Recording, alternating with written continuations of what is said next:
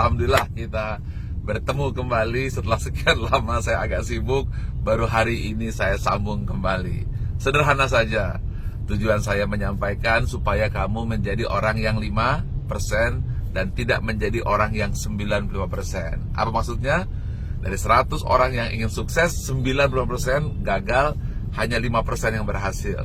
Padahal mereka sudah menghabiskan waktu dan biaya. Itu dulu tujuan saya ingin menyampaikan ini.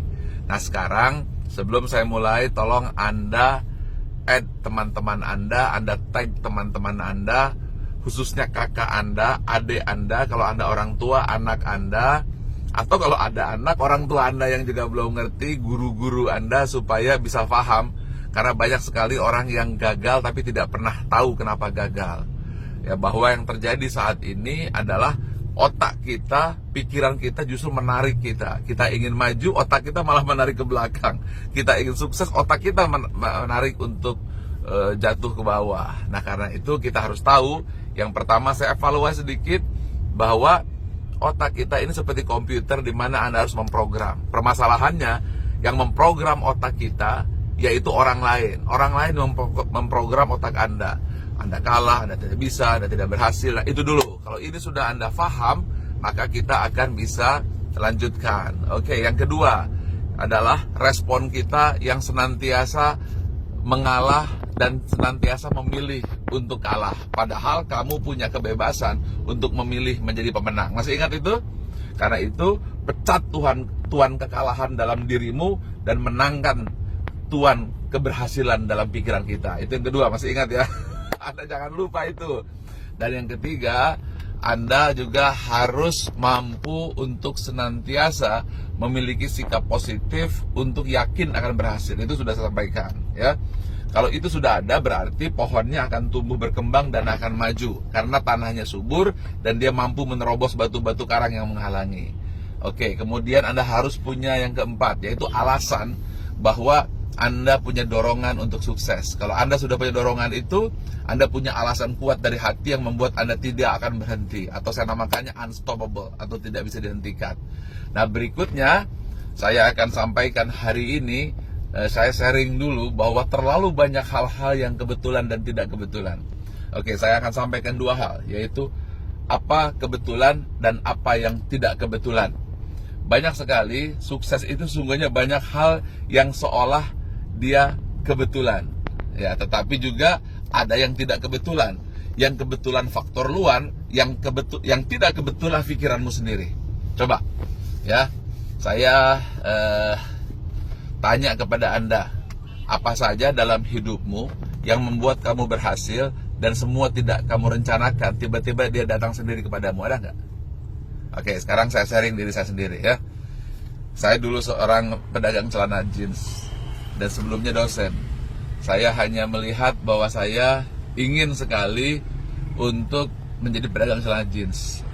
Tiba-tiba datang orang yang menawarkan celana jeans dan itu kemudian saya beli satu karung. Saya tidak punya uang. Tiba-tiba saya ketemu Pak Akyong, orang Bandung, orang Chinese yang memberikan saya kepercayaan untuk beli 3 potong celana, 6 potong celana, bayar belakangan. Lihat, banyak kebetulan-kebetulan. Kemudian kebetulan berikutnya, saya ingin sewa toko lebih banyak lagi. Tiba-tiba saya jadi atlet karate, kenal dengan lurah, dan lurah itu memberikan harga murah untuk sewa toko. Datang lagi sebuah kebetulan. Saya ingin menjadi pengusaha kartu telepon. Tiba-tiba saya ketemu kepala wilayah Telkom. Saat itu namanya Pak Saladin, dia senang sama saya, sama-sama atlet karate, dan akhirnya saya menjadi distributor kartu telepon. Tiba-tiba saya kenalan lagi, Pak Saladin mengenalkan kepada Pak Garuda Sugardo yang saat itu akan membuka Telkomsel di Wali dan saya ditunjuk distributornya. Kebetulan lagi saya akhirnya menjadi pengusaha di bidang handphone. Lalu tiba-tiba datang lagi seorang teman, dokter, dan dokter tersebut mengajak saya bisnis asuransi kesehatan. Saya punya asuransi kesehatan. Di tengah perjalanan, blek saya jatuh. Blek, ketika jatuh, apa saya pikirkan, rasanya saya nulis buku. Setelah nulis buku, rupanya kebetulan lagi bukunya jadi bestseller 2,5 juta kopi. Tiba-tiba saya diundang di TV. Setelah diundang di TV, tiba-tiba saya terkenal. Lalu saya jadi motivator. Di tengah jalan tiba-tiba, saya ingin bikin kampus. Di tengah kampus tiba-tiba, ada yang nawarin tanah, jadilah Menara 165. Apa kesimpulannya? Apa? Coba kamu syukuri saja dulu. Terlalu banyak hal yang nampak kebetulan. Itu bukan kebetulan, tapi itu keberkahan. Keberkahan karunia Allah. Yang kamu lakukan hanya 1%, 99% datang dari Allah sendiri. Yang kamu namakan kebetulan. Paham? Nah, 1% di kepala kamu adalah bukan kebetulan. Apakah itu?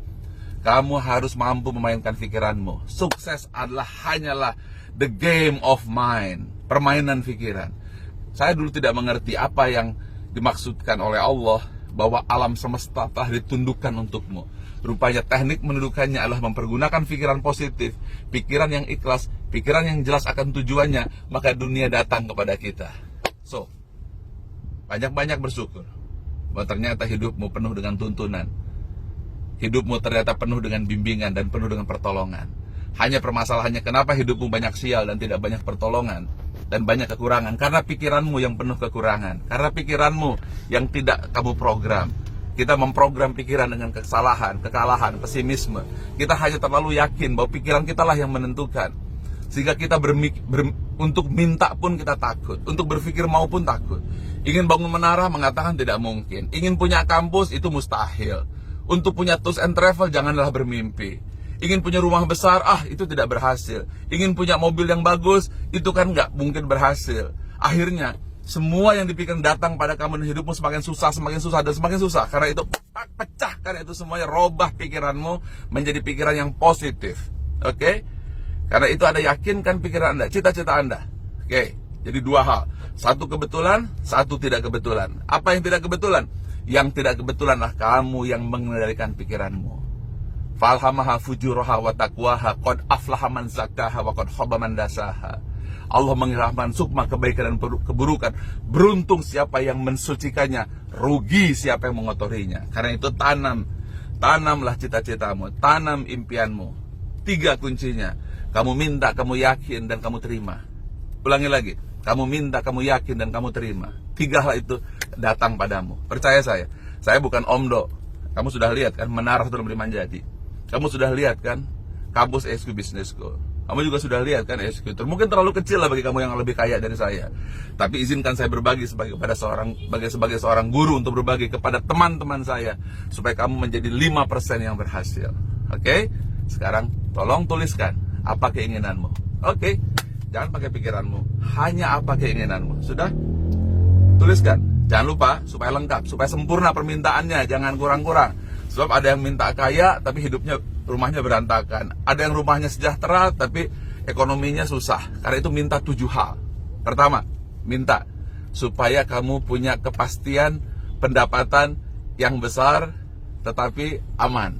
2, minta kamu senantiasa punya tantangan yang bisa kamu hadapi.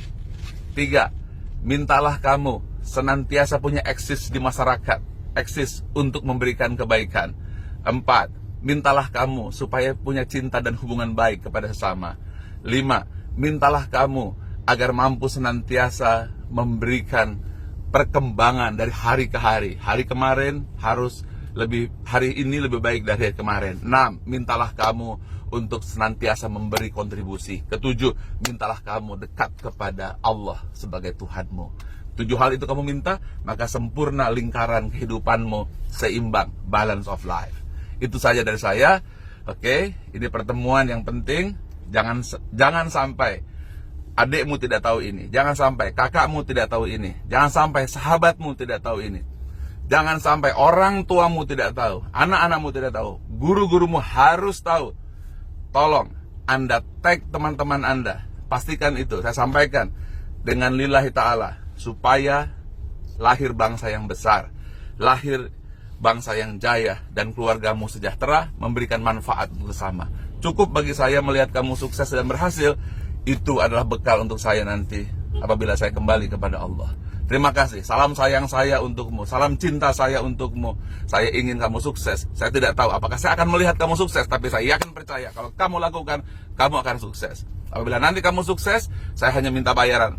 doakan saya Al-Fatihah suatu saat. Demikian, terima kasih. Maafkan saya lahir batin. Assalamualaikum warahmatullahi wabarakatuh.